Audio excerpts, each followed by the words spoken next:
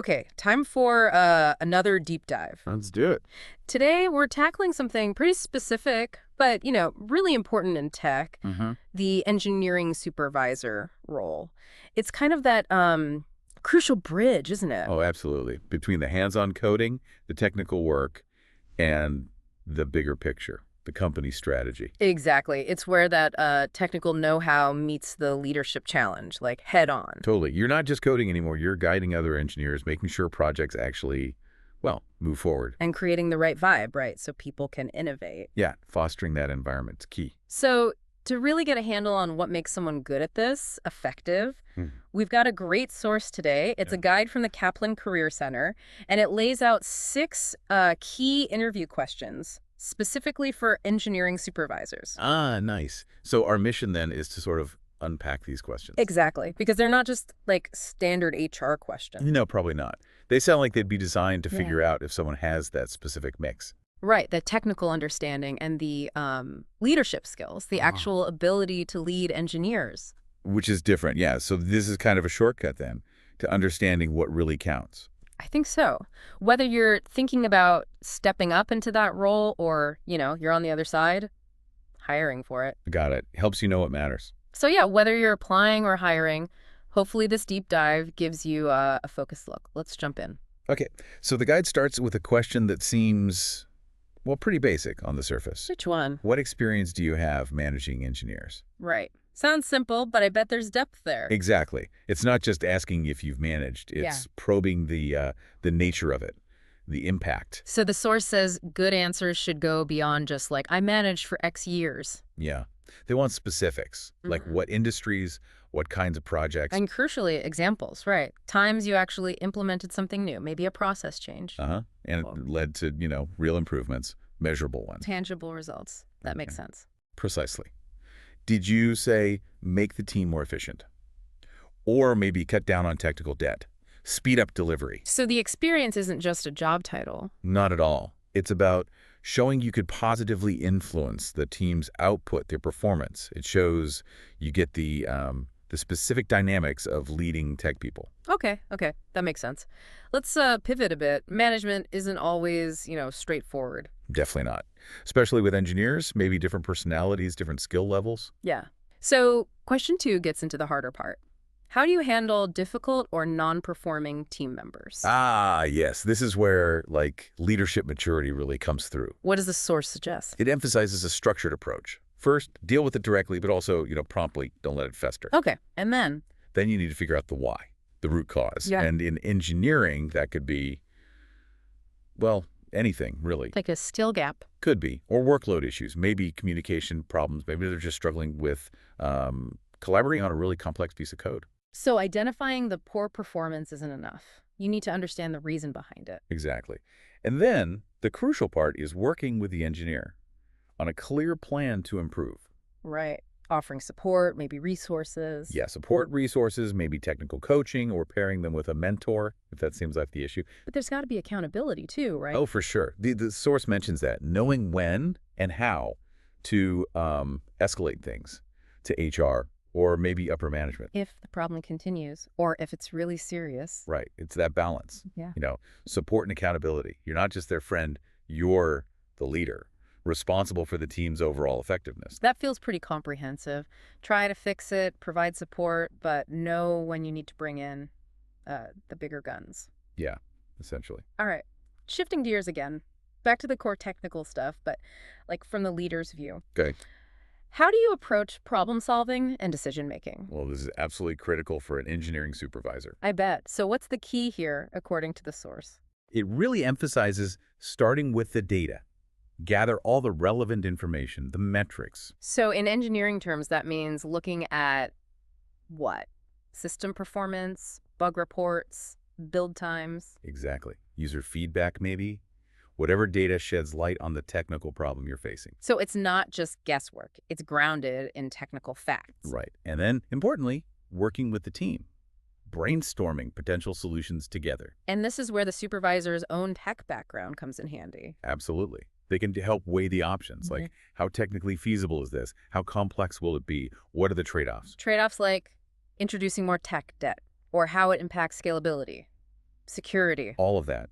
You're trying to balance the maybe perfect technical solution with the real-world constraints. resources, time, budget, the usual suspects. Precisely. And then ultimately you have to make a decision, a reasoned one, based on all that analysis. So it shows you can lead the team through those tricky technical spots. Yeah, synthesize their input and make calls that work not just technically, but also for the business, for the project constraints. Which kind of leads us nicely into the next question, number 4, right? It's all about execution. Uh-huh. What is your experience with project management? Okay. What are they looking for here? The source says you need to show pretty extensive experience, that you've successfully led projects, from start to finish, concept to completion. But it's more than just saying, I finished projects. Oh, yeah. It's about being proficient in the methodologies. Like Agile, Scrum, Kanban, the kind of stuff engineering teams use day to day. Exactly those. Do you understand why your team uses, say, Scrum? Can you run a daily stand-up that's actually useful? Can you manage a backlog effectively? And then the big 3. Right. Scope, schedule, and budget. Being able to manage those effectively, which, let's be honest, is super challenging in engineering. Totally. Unexpected technical problems pop up. Scope creep happens. Requirements change. All the time. So managing scope might mean making difficult decisions about features. What's really needed for launch versus what's a nice to have. And managing the schedule. That involves estimating tasks that might be, well, completely new territory sometimes. Yeah, estimating complexity is hard. Yeah. And budget could be about team allocation, cloud costs, new tools. It's very practical. Absolutely. So this question really probes, can you translate all that technical effort into predictable results within the business guardrails? It confirms you can actually oversee the team's main job, delivering working software successful projects. Couldn't say it better. Okay, question 5 looks more towards the future. How do you stay current with industry developments and trends? Yeah, and engineering moves fast, right? So Yeah. this is important. A good supervisor needs to keep the team and themselves up to date. For sure. The source mentions the usual things like reading industry blogs or papers, going to conferences, workshops. Participating in professional groups, that kind of thing. Standard stuff. Yeah, but what's interesting is the emphasis it puts on using your network. Talking to other people doing similar jobs. Exactly. Connecting with other supervisors, other leaders, experts, recognizing that learning isn't just, formal courses. Peer-to-peer learning. Makes sense. Seeing how others are solving similar technical problems or leadership challenges. Right. Getting that wider perspective, it shows you're proactive about staying relevant, about continuous growth, which you really need in tech. Definitely. Okay, last one. Question 6. This feels like the big picture question. What is your management style? How does the source frame a good answer for an engineering supervisor? It suggests a style that blends mentorship with accountability. Okay.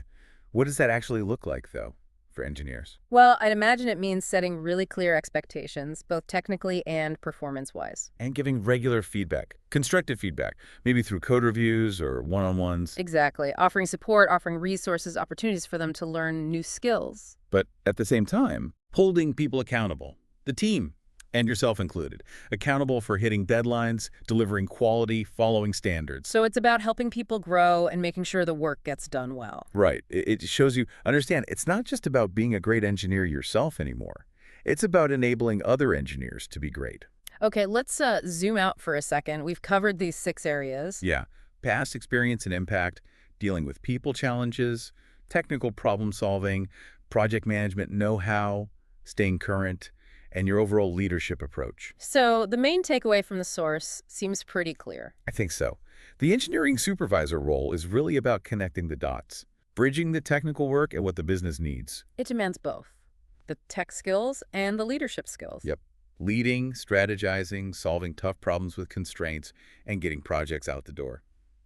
Smoothly, on time, on budget. And understanding this stuff. It's Yeah. practical, right, for you listening? Definitely. If you're prepping for an interview for this kind of role, you need to think about how you demonstrate these things. Or if you're the one hiring, you know what to probe for. That specific mix of technical street cred and actual leadership potential. It's about identifying people who can genuinely drive a team's performance, who can foster innovation. It goes beyond just listing duties on a CV. Requires a deeper understanding. Mm-hmm. So, as we wrap up this deep dive, here's maybe a provocative thought for you to consider. Okay. These core leadership skills we've talked about, highlighted for engineering supervisors. Things like managing people well, tackling complex technical issues, delivering under pressure, always learning, balancing support and accountability. Yeah. Are they really just for supervisors anymore? It feels like these skills are becoming more and more vital across lots of technical roles, even if you don't have a formal manager title. Mm, interesting point. Like technical leadership as a broader expectation. Exactly. So, what does that evolving landscape mean for how we think about professional development or, the future of leadership in these technical fields? That is definitely something worth mulling over. Indeed.